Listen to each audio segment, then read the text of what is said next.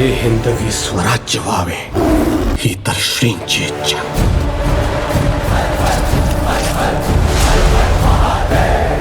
আসসালামু আলাইকুম বন্ধুরা, ভারতের যে মুভিটা বর্তমানে সবচেয়ে বেশি হাইপে আছে সেটা হলো রাজা শিবাজি।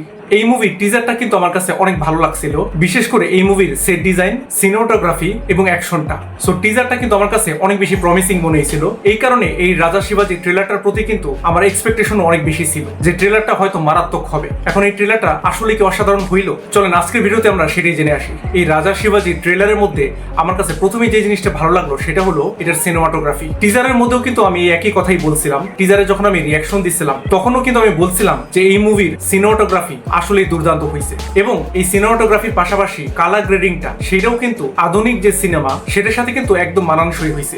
আর আমার মনে হয় এই যে সিনেমাটোগ্রাফি এবং কালার গ্রেডিংটা এইটা এই মুভির অনেক বড় একটা পজিটিভ পয়েন্ট হবে, আর যেটা কিন্তু অনেক বেশি দরকার এই টাইপের মুভিতে, তাই না? এরপরে এই ট্রেলারের মধ্যে আমার কাছে যে জিনিসটা ভালো লাগছে সেটা হলো এই ট্রেলারটা শুরু হওয়ার পর যে ডায়লগটা আমরা শুনতে পারি সেই ডায়লগটা, वो झंडा किसका है? मुगलों का। फिर हम अपने झंडे के नीचे क्यों नहीं लड़ते? युवा, उसके लिए स्वराज्य चाहिए। और स्वराज्य के लिए क्या चाहिए? विद्रोह। এই ডায়লগটা শোনার পর আমার মনে হইলো এই ট্রেলারের মধ্যে হয়তো আমরা দুর্দান্ত কিছু দেখতে পারবো, বাট তারপরেই রিতেশ দেশমুখের যে এন্ট্রিটা হয় সেটা কিন্তু আমার কাছে আসলে এভারেজ মনে হয়েছে।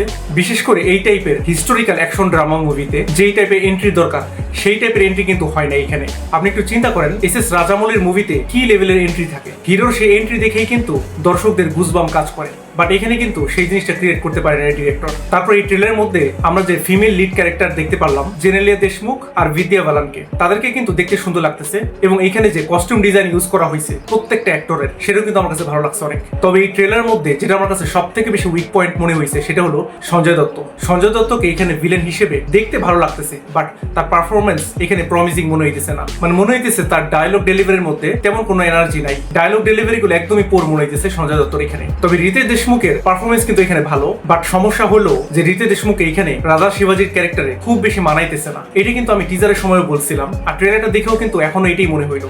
যদিও সঞ্জয় দত্তের থেকে রিতেশ দেশমুখের ডায়লগ ডেলিভারি অনেক বেশি ভালো, অনেক বেশি স্ট্রং এখানে, বাট রিতেশ দেশমুখকে কেন যেন ফিট মনে হইতেছে না এই ক্যারেক্টারে। আপনাদের কাছেও এটা মনে হয়েছে কিনা সেটা কিন্তু অবশ্যই কমেন্ট করে জানাবেন। আর এই ট্রেলারের আরেকটা উইক পয়েন্ট হলো ডায়লগ রাইটিং। ডায়লগ রাইটিংটা আমার মনে হয় আরো বেটার হইতে পারতো, বিশেষ করে এরকম টাইপের হিস্টোরিক্যাল অ্যাকশন ড্রামা মুভির ক্ষেত্রে ডায়লগ ভালো হওয়াটা কিন্তু অনেক বেশি ম্যাটার করে, বাট এখানে কিন্তু আমার কাছে ডায়লগ রাইটিংটা একটু দুর্বল মনে হইলো। আর এই ভিডিওর শুরুতে আমি যে বললাম যে রাজা শিবাজির টিজারের মধ্যে অ্যাকশনটা আমার কাছে দুর্দান্ত লাগছিল, বাট ট্রেলারে কিন্তু একটু কমতি মনে হয়েছে। এখানে কিন্তু অ্যাকশনের মাধ্যমে অনেক বেশি গুজবাম ক্রিয়েট করতে পারতো, বাট সেই জিনিসটা কিন্তু করতে পারে না এই ট্রেলারের মধ্যে। ট্রেলারের মধ্যে অ্যাকশন সিনারিগুলো দুর্বল থাকার কারণে এই ট্রেলারের যে ইম্প্যাক্টটা সেটা কিন্তু আমার কাছে টিজারের থেকেও কম মনে হয়েছে। মানে টিজারটা যেখানে আমার কাছে অনেক বেশি ভালো লাগছিল সেখানে এই ট্রেলারটা আমার কাছে অ্যাবভ এভারেজ মনে হয়েছে। এখানে যদি জাস্ট অ্যাকশন সিনারিগুলো দুর্দান্ত রাখতে পারতো এই ট্রেলারের মধ্যে, আমার মনে হয় এই ট্রেলারের ইম্প্যাক্টটা আরো অনেক বেশি বেড়ে যেত। আশা করি মুভিটা অনেক ভালো হবে, অন্তত এই ট্রেলারে আমরা যেটা দেখতে পারলাম তার থেকে যেন মুভিটা আরো বেটার হয় এটাই আমরা এক্সপেক্ট করব।